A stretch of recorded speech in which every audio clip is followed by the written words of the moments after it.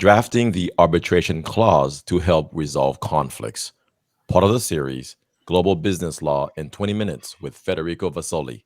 That is our topic for today.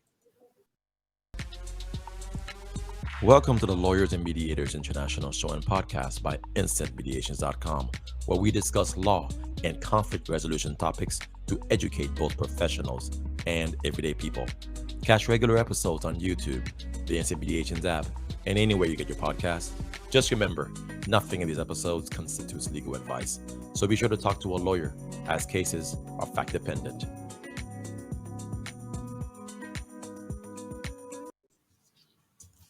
Hey everyone, this is Mac Pierre-Louis, attorney, mediator, and arbitrator working throughout Florida and Texas. And Natalia Ołowska-Czajka, advocate, mediator, and arbitrator from Warsaw, Poland.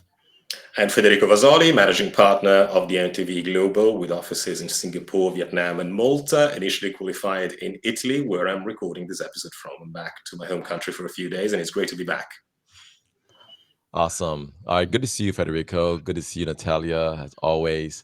And so, everyone, I'd like for you to know something. Today, it's about a year since we did episode 1, the most common contractual mistake with Federico. So it's been a long time. We've had a lot of fun along the way, and he's been contributing regularly for all sorts of things, dealing with contract law, especially with the international bent, from Europe to throughout Asia, specifically Singapore, Vietnam. And so, thank you, Federico, for all the work that you put into this podcast and for just being a go-to guy who's talking about these things with us.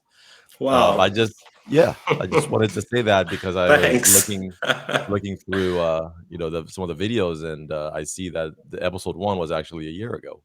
So fantastic, amazing. I'm the one who has to thank you too, Mac and Natalia, for all the efforts that put into this. Well, we're going to continue. It's fantastic.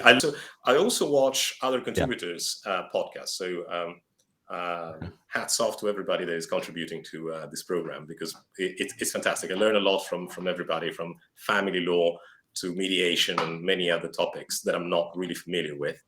And it also helps for me to study in advance the topics that I'm going to discuss with you. So it's great. I'm very grateful, and you're doing a fantastic job. Looking forward to another year and another year and another year with you too. Thank you so much. It's great to have you back. Yeah. Thanks. Awesome. Yeah, the goal is to educate the public and let folks then, reach out to us if they have more questions. So today we're going to continue on the theme of contract law, and we're going to be talking about that pesky little thing called arbitration clause that typically is buried inside of a contract agreement, because as we know, sometimes disagreements happen. And so first off, what is a arbitration clause? And then when you're drafting it and you're putting it into an agreement so that we can prevent future problems from blowing up into full-blown litigation in court, what are some of the things that need to be put into it? What are the factors you have to consider? What are the pros and the cons? But I think we may do a second part where we'll do pros and cons. But right now, let's just get into the mechanics of drafting the actual arbitration clause. And so, Federico, please open us up and tell us what is the arbitration clause and why is it important, and then what should we think about when we draft it? Thanks, Mac. Well, the arbitration clause could be either a clause in a contract, so you have a written agreement between the parties, whatever sort of agreement. Could be typically a commercial one, of course. So it could be distribution, sale and purchase, lease, anything. And among the clauses, you have the parties' obligations, representations and warranties, etc. And you also have governing law and jurisdiction. Now, instead of jurisdiction, you put the arbitration clause. But it could also be a separate contract in that you want to predetermine what happens in case of future disputes. So you might have an agreement that per se is just the arbitration clause. It says, look, if we're going to have these agreements between us that can be conducted before an arbitral tribunal, then we're going to apply these rules. When it comes to the content of the arbitration clause, to answer your second question, first of all, what is arbitration? Arbitration is a formal alternative dispute resolution, meaning alternative to what? So typically when you have a disagreement that cannot be settled amicably, you go to court, you sue somebody or you get sued. There are pros and cons that we're going to discuss separately in a different video probably, but essentially you choose for whatever reason that it is better, whatever this means, to go for arbitration instead of to an ordinary court of justice. Mind you, arbitration is not the only alternative dispute resolution method. There is mediation, there is conciliation, there are several others, but certainly arbitration is the most famous and the most widely used one. It is a sort of private justice, if you want, because arbitration centers are private centers, run by private organizations that set the rules. And this leads me to another thing, which is the content of the arbitration clause. But let's stop here first. So first of all, let's remind our viewers about the two questions that you make. What is an arbitration clause? It is a way to solve future disputes. And what is arbitration? Arbitration is one of the different forms of alternative dispute resolution, alternative to going to court, to an ordinary court of justice that has jurisdiction over the case. And it is a form of private justice that the parties deem to be better than going to court, to a normal court. However, arbitration, as it seems, it's again a very broad term, because arbitration can actually range from very little pieces that people have, like between a consumer and between the company that is, for example, selling goods or something like that. And I know this is the form that is very popular in America, in the United States. However, it can go as far as the biggest construction fields, the biggest construction places, the biggest ideas and corporations between different people from different countries. And therefore, there are also different types of arbitration clauses. Can you tell us a little bit about it? Just generally, what do you think people need to be aware when they think, oh, arbitration, maybe I'll think about it and I'll include that in my contract? That's a very good point, Natalia. Also, because sometimes the term arbitration could be, as you subtly in between the lines pointed out, could be misleading. That is, in Italy, for instance, where I'm recording this episode from, we have the banking arbitration, or we have conciliation or mediation centers for certain matters. For instance, telecommunication, banking involve consumers. You rightly so mentioned consumers. If you are a consumer and you have a dispute with your bank, typically you go for arbitration regardless of the contract that you have. Now, you may have an arbitration clause in the contract for your bank account with a bank, but typically it's not really negotiated. But the law states that in a large number of cases, actually, before you can sue the bank or the bank can sue you, you try and find a settlement in a faster and more efficient way, which is through the so-called banking arbitration or telecommunication arbitration, etc. So back to your question. Here we're talking about arbitration centers that are privately run. And so the content of the arbitration should be foreseen in advance. That is, you also mentioned international contracts. Arbitration is widely used in international contracts where the parties come from two or more different jurisdictions. Imagine, it will never happen, but we have somebody from Poland, somebody from America, somebody from Italy that actually lives between Malta and Vietnam. Imagine there's a dispute amongst the three of us. Where do we go to court? Do we go to Florida? Do we go to Poland? Do we go to Italy, Malta, Vietnam?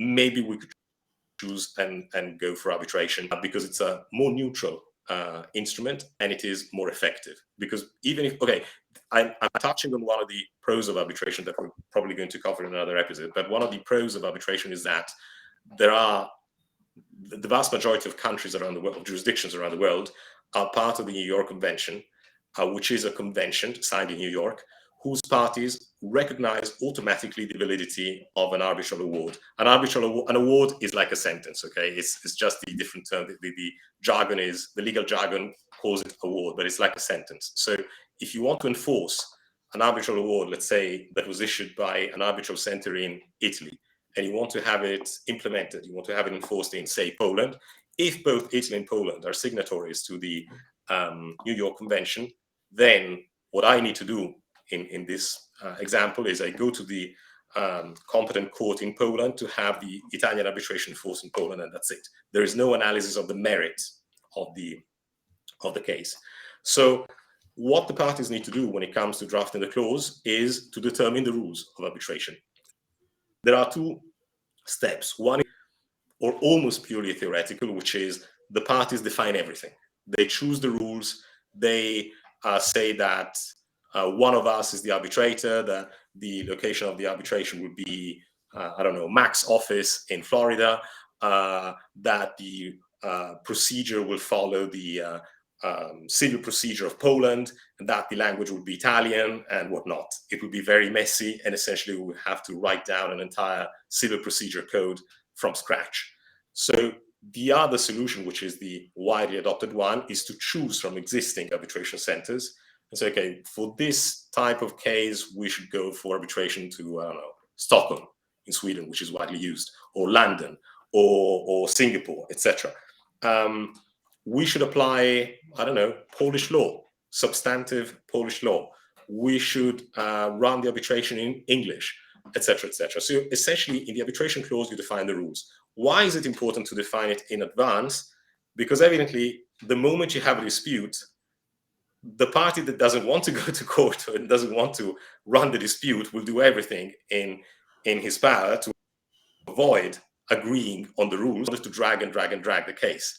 So, and the other point is that legally, if you don't have an arbitration clause, unless the law states that you have to go for arbitration, like in the examples that I made before about telecommunications, banking, etc., for consumers, you cannot go for arbitration. You have to go to court normally. So you have to foresee what the problems will be in the future. That is particularly true for Vietnam. I'll give you an example. We recently assisted a very important architect firm from Italy that designed a mall, a commercial center in Saigon, in Ho Chi Minh City, for a big construction company there. Unfortunately, the construction company from Vietnam, the owners of this mall, could not pay the design made by the architects from Italy. And after several warnings, letters, legal letters, etc., they couldn't do anything but sue them by go to court. Now, the problem was that the contract that the architects and the construction company had was not well drafted, and there was no arbitration clause. So the Italians, the architects, had to go to the People's Court of Ho Chi Minh City with little evidence in their hands, with a poorly drafted contract, and evidently that was not strong enough of an evidence to win against the non-performing Vietnamese party, sadly.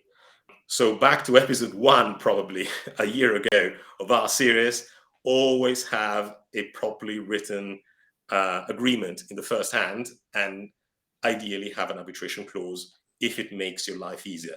Now, I was mentioning the law. Allow me to add this final little point. Not everything can be resolved through arbitration. There are matters that can be exclusively resolved by going to court. So even if you have an arbitration clause in your contract, there may be some matters that simply cannot be adjudicated in an arbitral tribunal. So you will still need to resort to going to court normally. It's not the solution of all problems, but it definitely helps. It helps in terms of rules, efficiency, enforcement, etc. We are likely going to speak about it in another episode. Yeah, Federico, what if you don't have an arbitration clause? Are you able to agree to go to arbitration once a dispute does arise? Yes. The short answer is yes. How? If the parties are reasonable, which is a big assumption, if the lawyers are reasonable too, which is an even bigger assumption, then the parties can indeed agree to go for arbitration. And oftentimes they do. They say, well, especially in certain jurisdictions that are not so familiar for the parties. So I mentioned Vietnam. That's a good example. Vietnam is a an unfamiliar jurisdiction for many foreign investors. The language is very difficult. Procedures can be opaque, to say the least. Arbitration could be a good solution because neither of them will be sure that it will win the case by going to court in that country. I'm not saying that Vietnam is bad per se. I'm just outlining some of the difficulties that parties could foresee in case of disputes. So the parties may agree to say, look, we cannot solve this matter in an amicable fashion. Let's go to a venue that can solve the dispute for us, this venue being an arbitral center instead of the People's Court. So the answer is yes. And tell me, because we can have an ad hoc arbitration court, which I understand also goes in line with what you said. Parties in a very detailed way describe in their contract what the arbitration procedure will look like, who might be the arbitrator. They can name a particular person for that, or they can set up a way how the arbiters will be one arbiter or multiple arbiters will be chosen. But tell me, please, what happens if the entire contract proves to be invalid? What happens to the arbitration clause then? That's a very good point. It's extremely technical. I would say that based on the principle that the contract is invalid, so null and void, then the arbitration clause will also be null and void. So in the case where it is as if the contract was never entered into by the parties, then no contract, no arbitration clause. However, there could be cases of partial invalidity or cases where the contract may be rendered invalid, but it is not automatically invalid. It is the case with company law. The mantra of company law is to keep the companies going. They need to keep on doing business. They need to keep on making profits for the greater good, not because of turbo capitalism, but because by generating profits and doing business, they keep on employing people, they keep on paying their dues, they keep on paying taxes, etc. So the legislator has all the interest to keep businesses alive. And in that case, where there is a threat to render the contract invalid, the arbitration clause will still be valid. But it's a very good question, and I would like to write a pretty substantive legal opinion on this matter.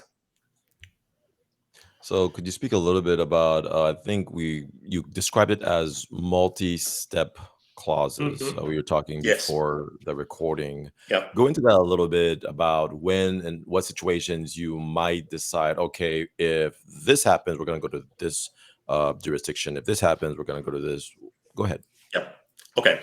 So very briefly, Natalia mentioned that the arbitration clause offers some discretion to the parties in terms of what they can choose. So either they choose everything freely, or, as it often happens, if they elect a certain arbitration center, there is still some discretion in the hands of the party in terms of choosing the venue.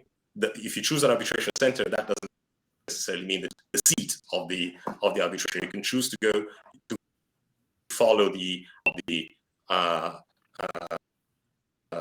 European Court of Arbitration, the European Union, by the way, it's a private entity, and have this arbitration center has its seat in Strasbourg, but you can hold the arbitration if the parties agree. Then you choose the number of arbitrators. It could be one, it could be three. Typically, one is less expensive. Three is more expensive. Law, you can choose Italian law, Polish law. You can choose the language, etc., etc. So there is some discretion. Based on the fact that there is discretion, yes, you can opt for two, in theory.